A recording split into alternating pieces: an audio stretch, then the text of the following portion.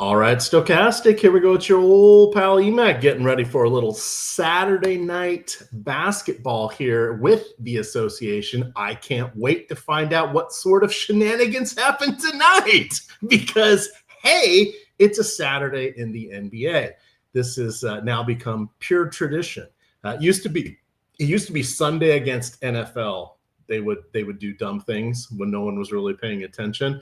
And then over the last couple of years, this has now shifted to Saturday. And it's more than just we're hungover or flu-like symptoms. It's just outright lying on the injury report. But hey, we're all in this together. So let's find out what happens. Did you join the masses with Kelly Olynyk or Bismack Biyombo yesterday?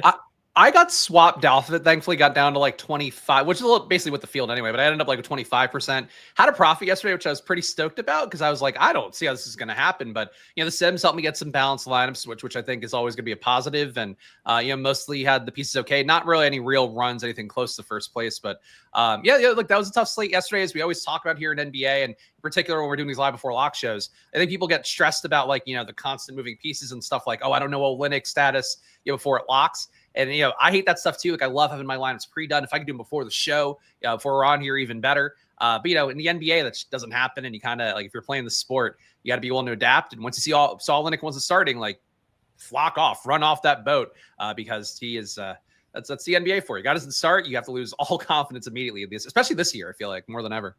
Exactly. And I did write that up. You guys can find it. Follow me on Twitter at Emac DFS, but I post my free article both for basketball and for NFL primetime there on a daily basis. Let me drop that in here because I wrote up something similar to that in the article about Kevin Porter Jr. And let's see, did he end up, what is his status? So he is not on the injury report. So what I said in the article essentially was nothing is trustworthy anymore in the NBA, as Chris was mentioning. And between Oscar, what is his name? Shabiwe or whatever, not playing. He hadn't played all year, and then we all thought he was going to start, and then he didn't start, and I kept him in some of my lineups over there on the secret site because he was a $10 baller on Yahoo. Didn't play at all. Last night it was Kelly Olynyk who looked like he was going to be a DNP. I think he ended up getting to 7 or 8 minutes, but it wasn't like Bismack Biyombo ran away with the minutes. He had about 14 or 15, and then it was probably Sohan or somebody else, so they were just going without a center there. Similarly, and this is dovetails because we'll loop in old Anthony Davis here in just a moment, but with Michael Porter Jr., if he's in the starting lineup, we're good. If he's not in the starting lineup, I'm a little bit nervous. Now, he got hurt against the Washington Wizards in the opener, missed 19 games. He's come back, played, I'm going from memory here, but 24, 26 minutes in his first game back, and he played last night. So he's played 4 games. He's got into the low to mid 30s in his other games. We hadn't seen him encounter a back-to-back yet. So he was dealing with a knee issue that ended up, there was some instability there, which took a little bit longer to recover from than was expected. So my fear is if he's not in the starting lineup, then I'm going to bail because this is a situation where Milwaukee's missing enough pieces. They could just have him active and he doesn't play, right? It's not quite that extreme, and you'd like to think they'd mention it. But as I think it was Greg and Eric were talking about last night, there are, unless you're I forget what the rules are, but it's something like if you've made an all-star team or all NBA or won an award within the last 3 years, they have to be honest about the injury reporting. We just saw some teams get fined for that again this week. If you're an ancillary player, they don't go after you, which is weird in and of itself. But long story short, we think everything is going to be happening here, but more so than ever, if somebody's not in that starting lineup, you've got to be nervous about it if it's a tertiary player like we strive to find for NBA value. Yeah, and then for Kevin Porter Jr., I think that he'll be fine today, I assume. I mean, I think overall, in general, the reporting has to be a little bit better. And if he's not on the report at all, it'd be weird for him to get ruled out unless they were really doing something weird. He got hurt pregame. Jalen Johnson happened a couple games ago. That was apparently legit. But that stuff can happen sometimes. And certainly Kevin Porter Jr., I assume he's going to be okay because he played 37 minutes yesterday. that's about as good as you can get, hopefully. But I'm with you overall. I think in general, being willing to pivot off of stuff, and really one of the biggest rules of thumb, I think, Brick75, Ryan Hooper has been a friend of Stokastic for many years. As I said before, that I always stuck with me is that if a guy is, there's an assumption of one situation, one role for him, and the ownership is here, and then that role gets worse, the ownership for you should come down because the field's going to hang around pretty close or above what it would be normally. And your job is just to take less because the situation's gotten worse. And that's something that stuck with me. And like for Olynyk, I said, and all the content I did, it's like, you see him start, wheels up, play as much as you want, and then we'll see what happens. The minutes get jerked around, at least you knew you went in with the right foot forward. And if the guy's not starting, then it's like, okay, well, the field will probably overplay that guy relative to what his minutes will be off the bench. For a guy like Olynyk, especially where he was like the third center in a 3-center rotation, there's always a chance he couldn't play minutes. But, as always in DFS, you can maybe take lessons from it, but those lessons might not apply the next day. It's the joy of what we do here, Emac. Right. And this is kind of going to extend, to Atlanta and Washington because they're missing a ton of players. Hell, Golden State, Cleveland, right? There's going to be some players that like Spoelstra and Kerr and who is the Washington coach, like something like Brian O'Keefe or something like that. We don't know what they're doing with their rotations because they are constantly tinkering and changing things around. And with so many key players hurt, it's just kind of patchwork at this point. So this comes back full circle. That is why playing a lot of lineups tends to be helpful. You can mitigate some of this risk. As Chris mentioned, he got off away from some of the Olynyk last night. I ended up going from about 60% to about 30%, which, ended up being okay. Because as he mentioned, I had a couple lineups that did okay. I actually did really well on Yahoo. So it was an adequate night.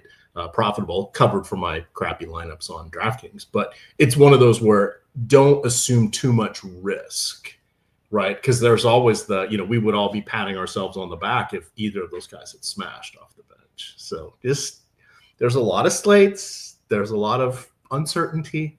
Let's prepare for it. One way you can prepare for it is to have the Stokastic Sims. One way you can get that free is by signing up through our link join offer here. If you sign up for any of these partners that are on here, you got to click through this button here. Click through the button that lights up.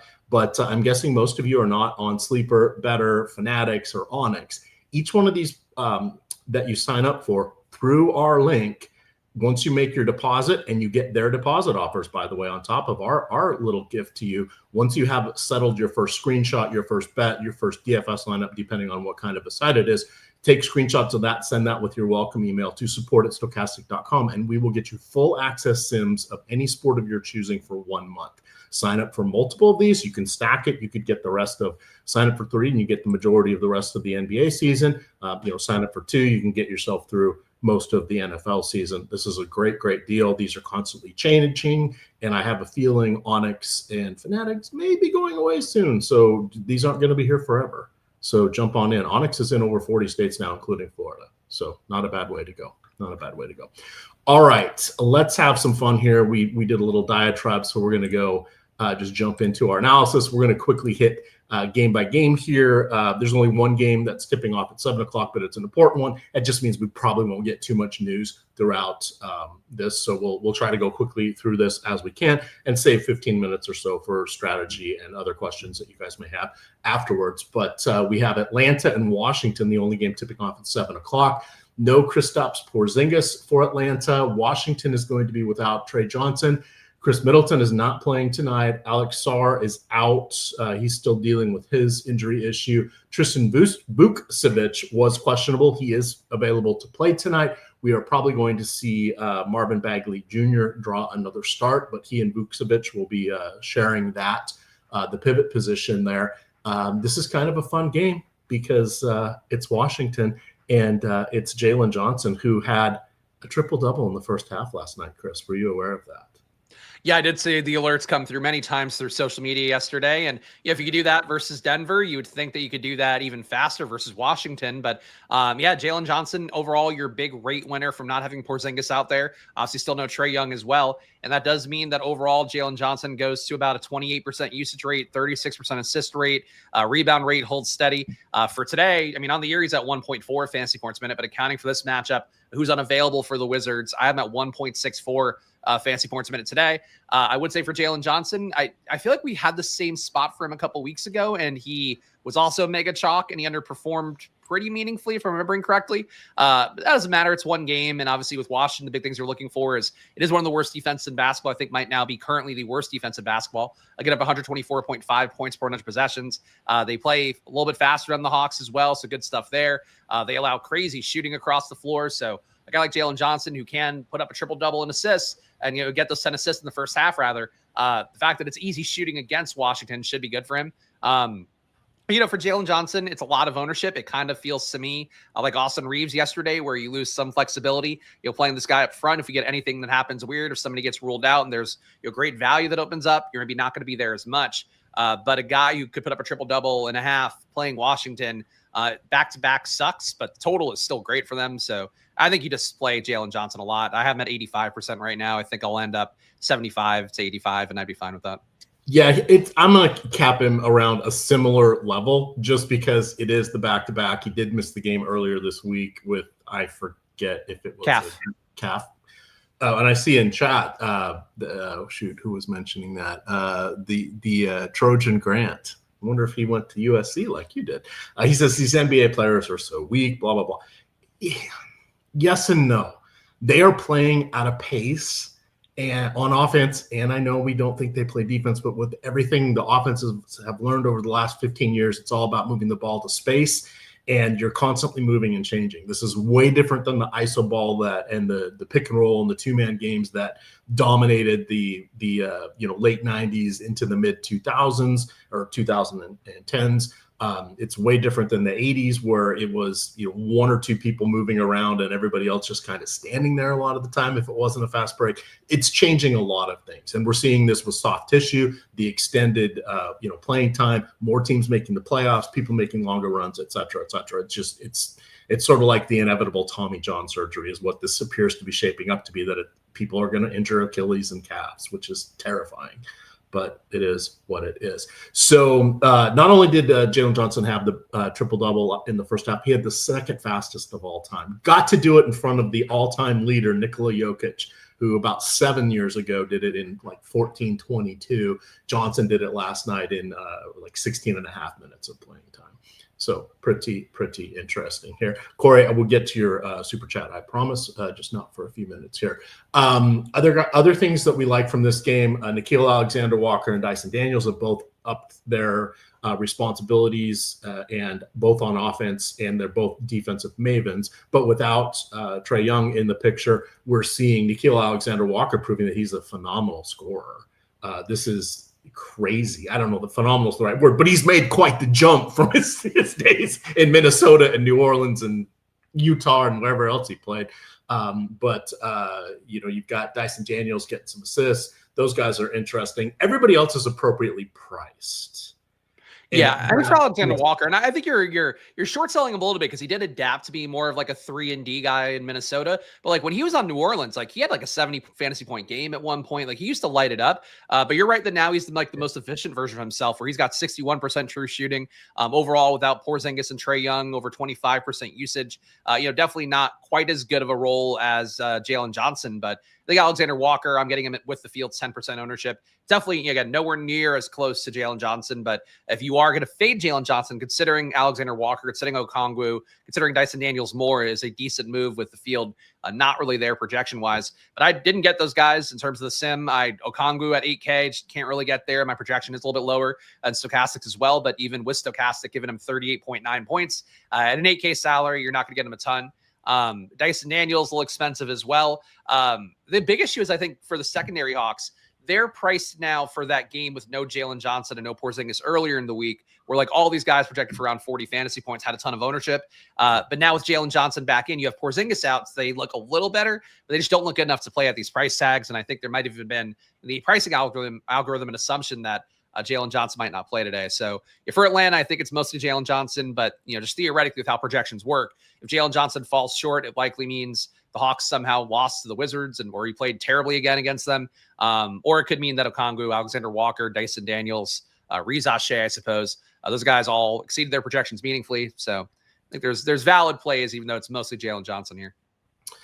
All right, quickly hitting on Washington. We do have some value here now that we know that Middleton is going to be out, and who was the other one? But in is Vucevic and Cam Whitmore. Whitmore was dealing with an illness. The guy kind of popping up at the top here, Will Riley. He was their draft pick this year, first rounder. He has played a couple. He's been bouncing between the Capital City Go-Go's and the Wizards. He has played just over 20 minutes each of the last 2 nights. He's been coming off the bench. There's enough Wizards with Bilal Coulibaly out as well that they kind of need him. But there are a lot of still just fringy bench players that we've seen the Washington mix and match. So I just wanted to call out. We had needed to confirm earlier that Riley was with the team because he looks really good as a value play on DraftKings and pretty decent on FanDuel as well. So I just wanted to point out who he was. He just does a little bit of everything. Nothing great, but it's minutes at a low price. What else do you like from Washington? And do you have any trepidation with this guy? Since we don't know for sure that he's going to play, but I think enough people are out. Yeah, I think Will Riley will get minutes, and I think you're right that he does look like a pretty good value. About a 21-point projection. He's only producing 0.75 fantasy points a minute. But Stokastic today, I think in particular with no Middleton, they're giving him 25.7 minutes here. My concern for him would be that yesterday he got to 26.5 minutes, but that included the blowout.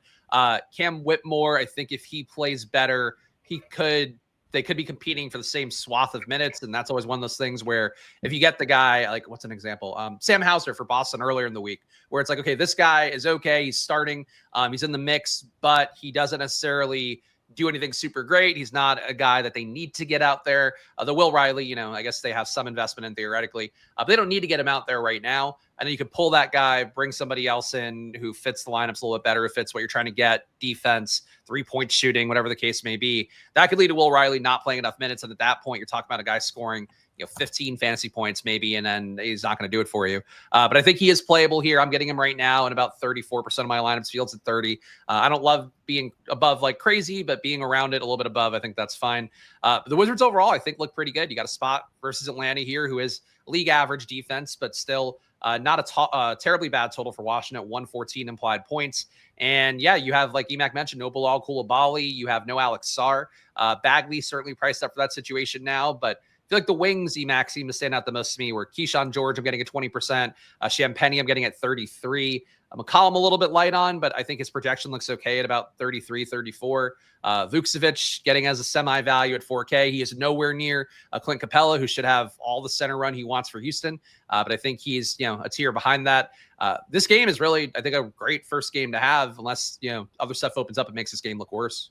Right. And that is the one risk we have. I see someone asking, do we have enough sample size to project on Riley? For guys like this, and I haven't done the math on ours, but for guys like this, usually like a 0.7, 0.75 fantasy points per minute is kind of about the expectation when they have such little run behind them. The one thing I do want to call out, Corey Kispert was the other guy who's out that we didn't mention, but the one thing I do want to call out is Malachi Branham is available. He's been out for a couple games at least. He's just yet another guy in there that could play a couple minutes or be a challenge. But he was in on the 4th, so I don't think he would affect he wouldn't affect Will Riley. He could get minutes, but he's blowout run guy. Malachi Branham. Yeah. Him and Anthony Gill, I think, are only blowout guys.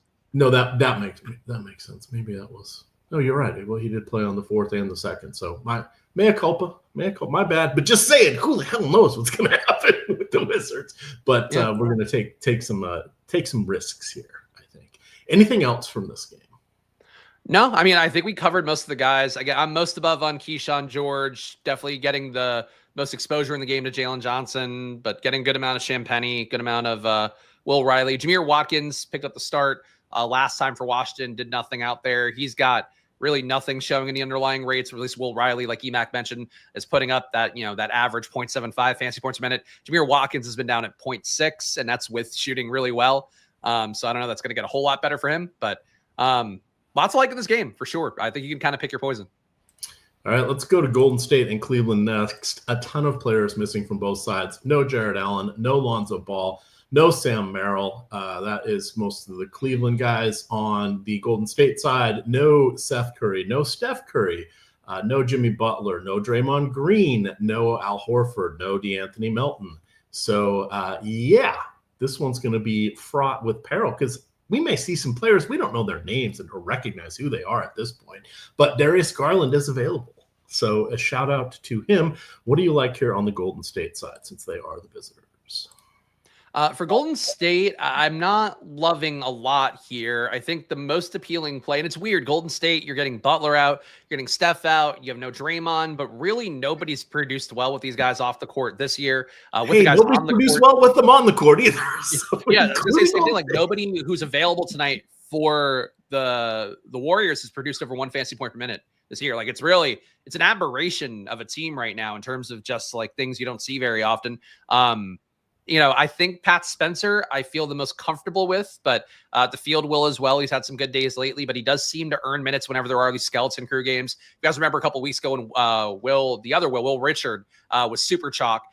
He was terrible, just sit out there in the corner, didn't do anything because he wasn't used to playing in an offensive environment where it wasn't just Steph Curry leading to open threes for him, Jimmy Butler leading to open threes for him. He couldn't do anything. They played Pat Spencer a lot in that particular game. And I think that's sort of what Pat Spencer's role is that he provides better defense than you would think for a former lacrosse player who looks like your rec league generic kind of white guy. But he's playing really well in the year, 31% assist rate, really your only shot creator on the team at this point. Podziemski used to be that, and he's been so bad at everything, really, even he's fallen off the cliff. But, really the big thing is the opportunities there. So if you see something out there for you guys watching at home and you're like, like this guy, Golden State, I think is going to really step up. Kuminga, the minutes are still limited. It's hard to trust him, but certainly if he got more minutes, he'd be your number one option easily. Moses Moody, I think still playable. You got options, even Gary Payton, if you wanted to, you could. Somebody's going to probably outproduce their projection here, but boy, they are a team of just god-awful performers. Yeah, and with those key guys out, they're almost, and another way to say what Chris was saying, and just more succinctly, is sometimes you just don't have enough NBA players to put a competent offense out there, and we're almost at that point with this team, right? It's like the late season games, and every now and then, like this team's like, this is going to be awesome. They only have 7 guys, and then they score, 101 points, and it's like, well, that sucked, and they didn't have anybody really that could do anything. The other team was just half-assing it on defense. That's the only way they got there. Miami's not going to half-ass it on defense. They have one of the better defenses in the league, and they are challenging here. So tread lightly. Kuminga's probably your best bet. Then everybody else, it's their reasons, right? Look at all these guys that have a 15 to 20% boom or bust rate. That's kind of around like normal. It's like, okay, I don't hate these guys coming into my lineups. I don't think I'd said anything to say just one Golden State player in my lineup, but I don't really want to because it's just who knows. Yeah, it's not one of those teams where sometimes for me, if I'm running just an optimizer on my projection, something like that, I'll get 5 Hawks in on a day where the star players are missing a couple days ago. For the Warriors, it's just not the case. Like Emac mentioned, I think you get 1, you might get 2 in a lineup, and that's fine. They frankly have a lot of opportunity for guys that are all going to be under 15% owned. It's just tough matchup versus Cleveland too. That doesn't help. But they are just not guys that can get their own shot, and none of them are shooting particularly well. I mean, really, the entire team under league average shooting besides Quinn Post and I think Will Richard is it, and he's feasted off of being the corner 3 guy with the starters. So it's not great for Golden State, but one of them absolutely can hit. All right, let's turn our attention to Cleveland. Sorry, I think I said Miami, but I did mean Cleveland. Cleveland, even though they are shorthanded, has still been relatively solid in the upper third of the league from a defensive perspective, even though they've been missing Jared Allen and sporadically other players here. So they have enough of a team defense that I think they could cause some problems there for this severely undermanned Golden State squad. You've got Donovan Mitchell, always fun. Evan Mobley was questionable the other day. He ended up playing. So he's in our mix here. Craig Porter Jr. and Jalen Tyson are each moderately appealing that are able to play themselves into more minutes with everybody who's injured. But this is an ever-evolving role. I mean, who was it? Ty Jerome last year, right? Some games he'd be great, and other games he wouldn't play himself into those available minutes. But with Merrill out, Ball out, Jared Allen out, etc., there's a chance for these guys to get there. Is there anyone who do you like the best? And then how far down would you sprinkle guys across lineups? Not loving anybody here too much. I mean, on paper, Golden State is a pace down, is a better than league average defense, even though obviously the defense should be a bit depreciated by not having Butler, not having Draymond in particular. Steph not being out there probably doesn't matter that much. But for Cleveland, I'm getting Donovan Mitchell at about 15%, Fields at 17%. So not really a pro stand there, but I certainly don't mind him. I do feel like this is one of those spots where if Golden State somehow hangs around here, and even if they don't, like Donovan Mitchell might make a winning lineup here at not much ownership, or not a crazy amount of ownership, but it's not one of those slates where you get him at single digits, and I feel like that's when Donovan Mitchell really seems to always make winning lineups. Today, I think he's reasonably owned, and being close to the field on that seems right. But Mobley not coming up for me, gave him the rate boost that he would get without Jared Allen. I think the reality here for these guys is like having Darius Garland in. The team is still missing Jared Allen, obviously still missing a few of the wings and all that, but not missing anybody of note. When you get Garland, a guy does take a good amount of usage, take a good amount of assist upside. So nobody really stands out too great, but I think Craig Porter Jr., definitely the lesser Porter Jr. on this slate with Kevin Porter Jr., but still one that I think looks pretty good because you have no Tyrese Proctor, you have no Lonzo Ball. There are definitely guard minutes to go around, and if there were no Garland in, he would look fantastic, but unfortunately Garland is in, so Craig Porter Jr. just kind of an okay value to mix in. Yep. Stephen Leibowitz, Miami, Cleveland, same city, basically. Well, they have some commonalities. LeBron James and the Miami Marlins, that bar that was in the outfield, it was called the Clevelander. The hell would you call the bar the Clevelander in Miami? But just saying reasons. I feel like there was a bar in South Beach in like one of the hotels. I remember from one of the times I went there. I only went a couple times, so I'm not trying to sound like a jet setter to South Beach. But like I was getting ready to rake you on that one. So. I mean, back in the day when I was really in my single New York days, maybe a little bit more. But I think there was a bar, I remember, I think called the Clevelander as well in one of the hotels. So maybe that's just maybe there's a thing. Maybe big Cleveland. My guess is Miami. It was like an extension of that, or sponsored by them or something. But I remember they would talk about it all the time on the podcast or the telecast. I wish Emac would show us more fill in the blank DFS sites. Well, you know what? You guys can get all this stuff for free. There's another way. Stokastic avatar. Download one of these fancy avatars to your DFS site of choice. Upload it there.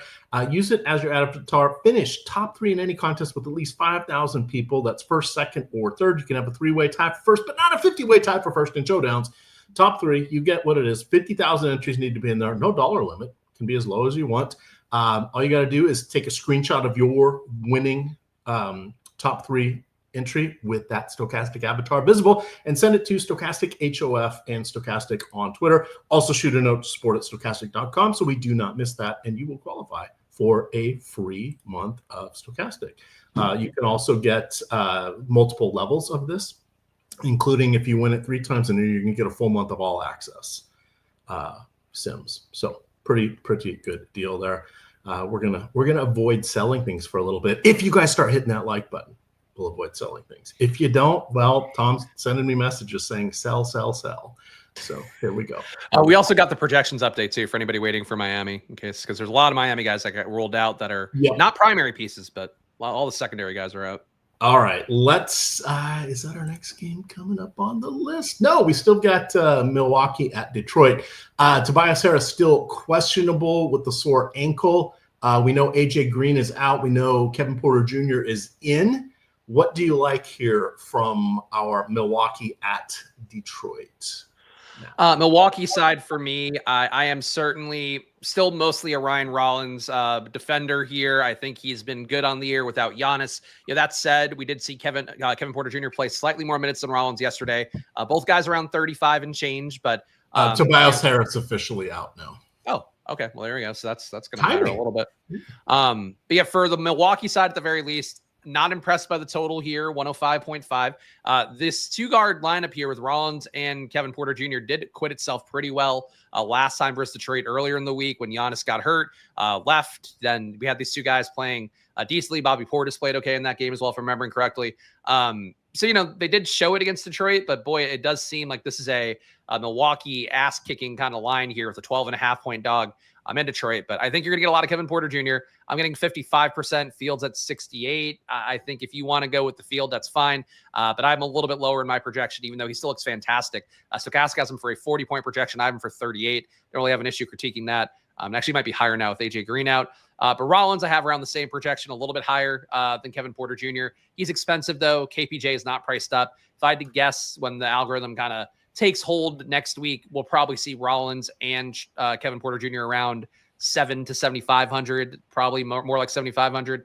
At that point, you won't get mega chalk Kevin Porter Jr., but for right now, he's a great play. He's producing 1.3 fantasy points a minute, assists, usage, and they need someone to do something here because they're probably going to get smoked. Yes. So last night he played 36.7 minutes. We haven't projected for 32. I think he's probably going to, his realistically attainable upside is about 34. 32, I think, is kind of a semi-soft ceiling just because he missed so much time. But they really don't have anybody else. So as long as he's feeling good, he could get over that. We were a little in the low 31s earlier, but now that as long as we get him starting, 32 I think is perfectly reasonable. It's just, does he play a lot more than that?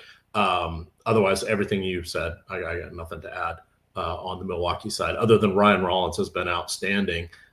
Second on the team in points, second on the team assists, really took hold of that role with KPJ out. And then KPJ is going to thrive now that there's no Giannis. Now, this is a little different than, Golden State not having enough players to run a functional offense. These guys can run a functional offense with 3 other guys off the street, which is almost what they're doing with this team when Giannis isn't there. Do you have anything positive to say about Miles Turner? Well, okay, I said bet against him on his 12.5 points tonight. So he is a league average true shooter. That's good for him, for a big man to be able to hit from 3 enough. I mean, he's 39% from 3, shooting 6 threes a game. That's pretty cool. He's also, I have him today for 13.3 real life points. But the reality is, he just doesn't gain enough from having Giannis out. Gets to about a 20.5% usage rate. Rebound rate is actually down a little bit without Giannis, which doesn't make sense, but it's not increased. Assist rate a little bit better without Giannis, but barely. It's just, he's like a 1 fantasy point per minute guy on the year. I have him a little bit better than that today. But he and Portis, I think there's opportunity there. If the guards shoot less, if the guards get shut down, the ball should flow more towards the bigs, and that includes Kyle Kuzma as well. But I think Rollins and Porter Jr., I think this is what the offense is. It's high usage guards. It's the big men sometimes taking possessions away. You still have decent usage for Portis and Kuzma. Miles Turner seems like the least motivated. I think you watch him in games, and I know a lot of people are paying attention to Miles Turner, but it stuck with me a couple games ago that Milwaukee was losing by 12 in a game in the fourth quarter, and he committed the foul where it was the give up foul, where it's oh, we're done, man. I'm going to call it. We're going to lose. We got 4 minutes left. And every game since then, he's just sulking. I think he thought he was getting the Giannis experience, got paid crazy money, but now the team is kind of a disaster. He's not really getting the ball, and he's playing fine enough, but he's not anything special. So I think it's hard to get to Turner, hard to get to Portis, hard to get to Kuzma, but certainly with the projections for, Porter Jr. and Rollins, if those guys get shut down by a good Detroit defense, then maybe Turner, Portis, Kuzma, maybe all 3 of them hit. Who knows? All right. There's my article. I talk about FanDuel and DraftKings every day. And when FanDuel does their own thing on their slates, I break down one of the games that they don't include on DraftKings. So I know everybody wants to hear FanDuel. I try to do it, and then I hear everybody wants DraftKings. So we do our best to show both sides. The general analysis is going to work for the most part for both of them, and then we try to call out the salary disparities where we can. But otherwise, with the positional flexibility and FanDuel sort of changing around some of their salary algorithms, a lot of stuff carries over between both sides. Somebody has a lot of blocks and steals, they're better on FanDuel than DraftKings. Somebody makes a lot of 3-pointers and has a lot of turnovers, they're better on DraftKings than they are on FanDuel. That's general rules to live by, and then DraftKings has the bonuses for double-double and triple-double. All right, let's see here. I'm on the wrong screen. Turning our attention to Detroit, we've got Cunningham, who is one of 2 players that has a 50 median fantasy point projection, just barely over it, along with Jalen Johnson. You've got the new rebound king. Sorry, Domas Sabonis, but the new rebound king is Jalen Duren. Did we get news on Tobias Harris? Yeah, he's out. So that not updated yet. We haven't updated that yet. So that's kind of really a two-man show. With Harris out, we have seen Isaiah Stewart get a little bit more run. He is probably best in line to get those minutes. They seem to not want to play Asar Thompson more than 28 or so minutes per game. What is your read on the Motor City Madmen? Yeah, I think everybody's going to look a little bit better here for Tobias being out. Like, he looked like a decent play to me, and it's freeing up those minutes. I'm curious to see who starts, but I think it's probably rotation's deep enough that like Levert will get a little bit more.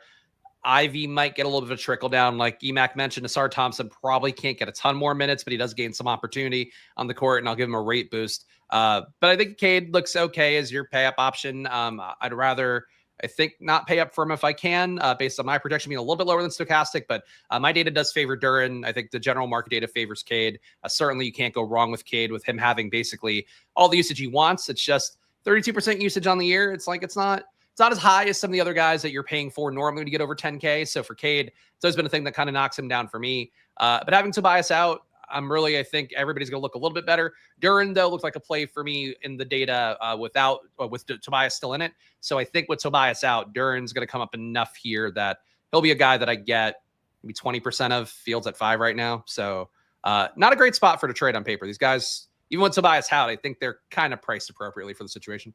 Yeah, and 12.5-point home favorites here.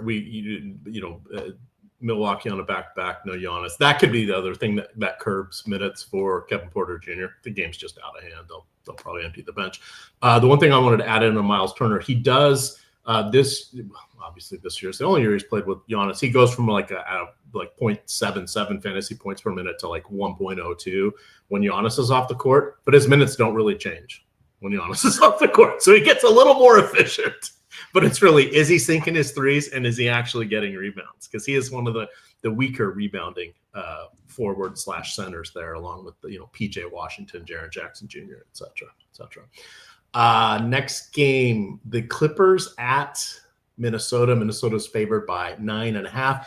Bogdanovic is going to be available. Kawhi Leonard is available as well. What do you like from this game? I don't really have anything to call out specifically. Yeah, I think getting Bogdan back in makes it a little bit tough. If he were out, you'd free up a few points and assists that I think would flow more towards Harden's projection. And as a result, I've got him a little bit under a 5x value, which is not what it was back in the glory days of DFS, where you just played 5x guys, you'd be killing it on a slate. 4.9x, you could still play Harden, but he's not as looking as good on paper in the matchup versus Minnesota. Minnesota, one of those teams that historically has given Harden a lot of fits. They trap him a lot, get the ball out of his hands. That won't necessarily be the case today. But it is something that, the good defense teams against Harden are usually a little bit of a tougher haul for me. But projection-wise, I'm not getting there, so it's fine getting him with the field. Kawhi, same thing with the field. I think this is also going to change from having some of the Detroit stuff and after having to rerun my Sims for Miami as well. Zubac, I'm getting 5%. Nothing crazy here. I really don't love guys versus Minnesota. And then the other day, I had a really nice lineup that had like Trey Murphy and Rudy Gobert as my key pieces there that were low owned 10% on the slate, where like everybody was scoring 1 million points. The first Austin Reeves slate. And like, boy, I'll tell you what, man, you watch a Minnesota game and like somehow nobody hits. Like in the fourth quarter, especially, just nobody hits. And the Clippers, especially, like they've looked better since this Chris Paul stuff. Like clearly they maybe took it to heart. I mean, you'd assume perhaps they did, small sample size stuff and all that. But even if I believe more people are getting fired after that's just wave one. That's just wave one. Sorry. Yeah, but even with like, if I believe they turned a corner and they're playing Washington, I'd be like, yeah, it's awesome. Like, let's play the Clippers. They're playing Minnesota. Like, I just don't think we need to be there in a low pace game versus another good defense or, much better defense. All right. More like pace picante sauce. There's a callback. Nobody's going to know. I know that one. Yeah. Lee Trevino. Good times. Good times. What about anything else? Anthony Edwards, fine. I got nothing in this game. Sorry, I can't perfume the pig. Yeah, Minnesota, there's nobody above 10% ownership. I'm low on everybody, but with the field on Naz Reid at 7%, getting 6% Jaden McDaniels, Fields at 5%. But you're really it's not a good Clippers defense. I'll say that. Giving up 119 points per 100, that is definitely a much worse defense than people think. They play so slow that it's really hard to love the guys losing a few possessions, even for a team that does play a little bit slower than league average, like Minnesota. It's just not the best spot on paper. So, and could go off in any spot. I don't hate that, but not a lot to love. All right, the projections and stuff are updating. It'll take a second for it all to flow through the Boom Bust tool here, which is what I'm sharing. So let's go to Sacramento and Miami. No Tyler Hero tonight. No Pell Larson. Surprisingly, no Davion Mitchell. I don't believe he was on the injury report, but hey, this looks like a strategic rest game. So no Remember Me with Davion Mitchell there. Norman Powell is in. Drew Smith is starting. That's an interesting piece of value there. Andrew Wiggins is in. Hawkes is in. Jovic is in. No Dennis Schroeder, obviously no Sabonis. What do you like from this game? I love Bam Adebayo, but I will turn this over to you. Are Miami starters confirmed? I didn't see that. They are not. They just said Drew Smith is starting. That was all. Just one guy. Okay, got it. Okay, yeah. So yeah, Drew Smith, I think looks good. I mean, he's producing 0.98 fantasy points per minute. Kind of fits the exact archetype that they're going to be missing with Davion Mitchell not in. So 3,500. Wish he weren't point guard only, but God, the field's at 72% ownership in the latest run of data, so he looks like a tremendous value play. It's funny because like you see the data update, you're like, oh, well, I'm gonna have a take. I'm gonna be first to this, and it's like, no, he's already mega chalk in the data. Nope. He and Capella should be your first two guys in today for cash for large field, I think, easily. I would concur. Yeah, so that's the value on the slate, guys. For anybody that's looking for the answers to the test, or if you just want to be the hero and pivot off of those guys, they're gonna be in every lineup, so you could do that as well. But Drew Smith looks the best. There's a lot of ownership coming for everybody here. I'm not getting Bam at the same projection that Stokastic is, so I think that could be mostly a reflection of how he's not playing super well this year, like compared to the longer term sample size. But longer term, Bam Adebayo, I mean, is a guy that has produced at a tier below some of the superstar guys before. So I feel like I'm the wrong one there. I don't want to be super under on Bam. I'm going to try to fix that down the home stretch. But Powell looks good to me, getting him in a third of my lineups previously. I think it's going to come up even more. Hawkes looks better. Ware looks better. Minutes are more secure for pretty much everybody across the board. But definitely Drew Smith is like priority number one now. Good defender, assisting, shooting in such a way where it's not like it's unsustainable, just league average, true shooting. Drew Smith is your guy here, but anybody playable. Indeed. Let me just flash Sacramento here so you guys can see it. I put in Bam Adebayo as my cover boy because I wasn't sure about Jalen Johnson today. So I had to pick somebody, and I picked Bam. But I do like him a little more than our projections here. So let me filter on Sacktown. Let's see. Oh, dear God. Russell Westbrook is the only one of note on FanDuel. That's always fun. And let's look at DraftKings. Oh, the hated player, Malik Monk. Doesn't it? You realize they have mostly, aside from De'Aaron Fox and Sabonis being hurt, mostly those players are still there from the Light the Beam season. Yeah. I mean, definitely demotivated at this point, and I think it's a little bit of a subtraction by addition by bringing in Levine. I mean, Levine is the thumbnail guy today, and as I think you were just mentioning, and boy, he is or not. Or I guess it was a different thumbnail, but yeah, Levine is the least impressive thumbnail guy we've had on stream this year. He's playing terribly. The city seems. We try to cycle through the different pictures. It's tough. Like the Kings are another team where Westbrook has played. Honestly, is close to old school Russell Westbrook. He's shooting terribly, can't shoot for shit from the free throw line or the floor, or honestly from three. He's actually hitting his shots pretty well. But everywhere else, he's not. But he's producing 1.2 fantasy points a minute, much like Golden State. Everybody else here under one. Maxime Reynaud, I think not a bad value as a center, has been getting more minutes. Kind of a rim running French guy who does okay stuff out there if he blocks occasionally. Not a super awesome fantasy producer at 0.93 for center. Generally, I would like to see 1+, but he's rounding into form, getting more minutes. They've kind of squeezed Eubanks down the rotation, so Reynaud could potentially start today, but if not, coming off the bench, he still probably get decent minutes. I think he's playable, but it's Sacramento, and again, one of those teams where it's like conceptually there should be something here that looks good. You're playing a fast-paced Miami team who's a good defense, but is creating possessions, and just nobody looks good. Westbrook, I think, is playable, but nobody else that good. All right, let's take it to the last, and just for not playable on Draft or FanDuel, center only at 5K. Yes. Do not click that at all. I congratulate him on his 40 fantasy point game that is incoming. Final game of the night. It's only an 8:30 start, so hey, people might be able to go to bed early. Houston at Dallas. Houston favored by 7.5. Daniel Gafford and Klay Thompson both doubtful. Anthony Davis, this will be, his 4th game in 6 days and 5th game in 9? What could possibly go wrong with that? What did he play last night? Like 24 or 25 minutes? I mean, I know he played like ass. I didn't see the minute count. He had like no points through 20 minutes or something like that. Ended up playing 24, but that was with the blowout as well, taken away. Maybe 6 more, let's say, if he hit the bench. He might have played that entire 4th quarter, so potentially could have gotten to 30, I guess. Yeah, just ugh. Let's see who else is out in this one. No Steven Adams, Alperen Şengün, doubtful with his illness. So let's see what we have from the Dallas side here in the Boom Bust tool, and then I'll build out some lineups here. Anthony Davis, oh, good God, nobody's over 5%. That's about all we're going to say about that. And then on, where's Dallas? Nobody over 3% on FanDuel. All right. What do you like from Houston? And can you sing us a song, perhaps a cappella? I do like.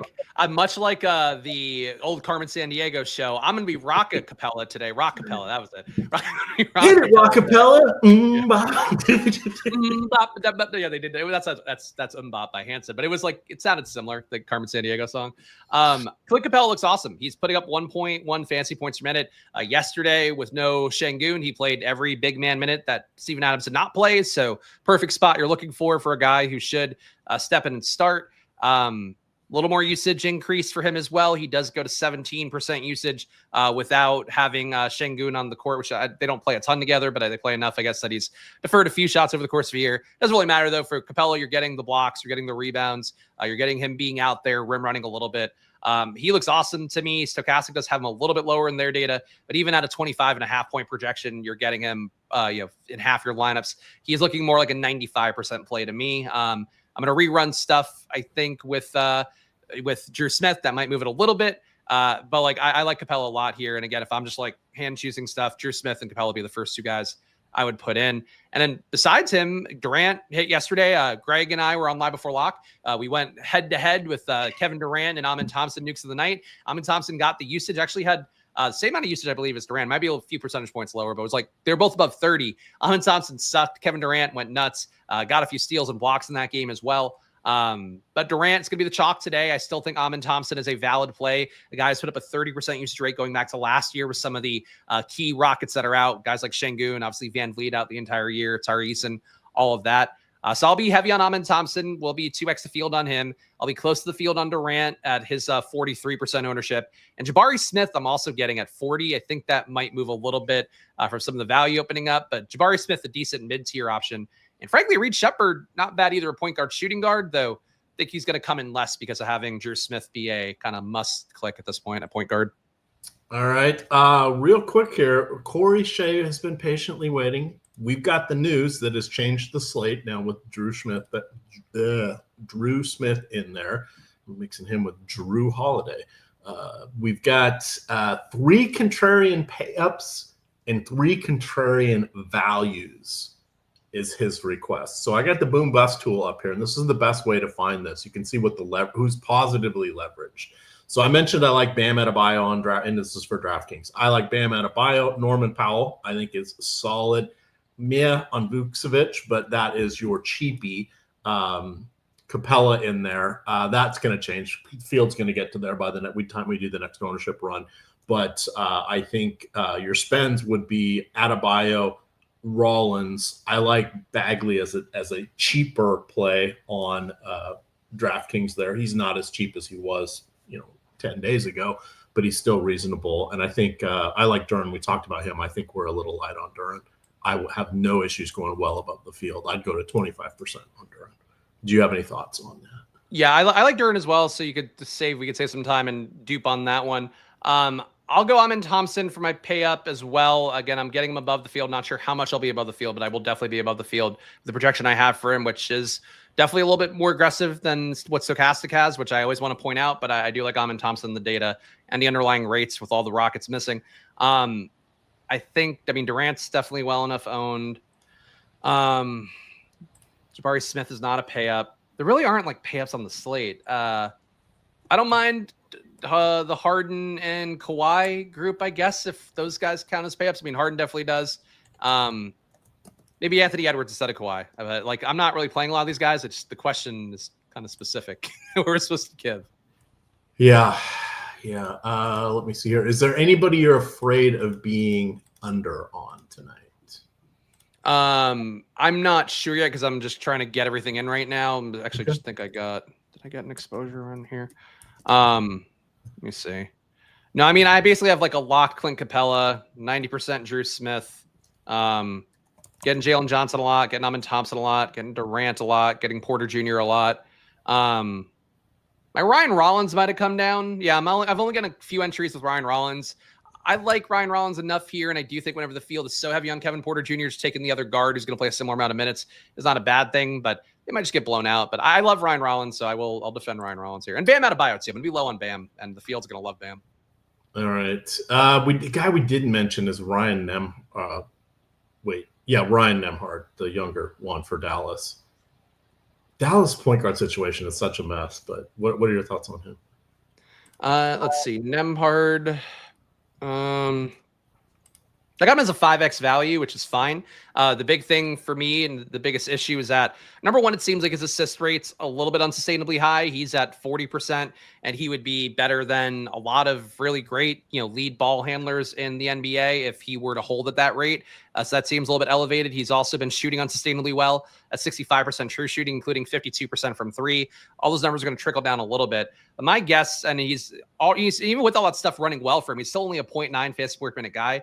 So my guess is that he's going to look coincidentally a lot more like his brother, where I think the spot is going to be like, if you have a lot of Mavericks out, he's going to look good. But if you have the star players in, I don't think he should be quite as good as he's been. But I don't hate playing him today. He's only at 1% ownership in the data. The field loves Ryan Nembhard. I do know that. So I'm curious if maybe he gets a little bit more owned by people who just want to play him. But in terms of the Stokastic ownership at 1%, if you love him, then sure. Drew Smith is going to take a lot of that ownership away.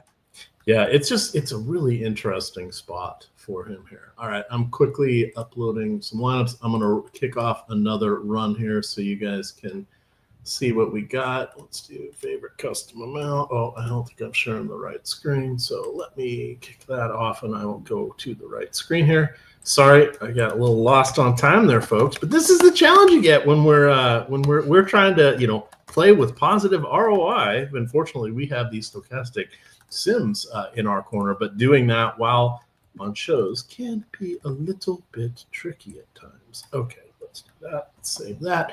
Get some of that money up there. I forgot to set my college football lineups today. That was not fun. So I have nothing but the 4 o'clock game and the 2 8 o'clock games. I missed the early 2 noon games. So curious to see how that plays out. Probably not the best financial decision I've made recently, but it is what it is. Oh, also, Chad asking about Will Riley. I will say he came down a lot for me. Pat Spencer and him are getting muted pretty meaningfully by getting Drew Smith opening up.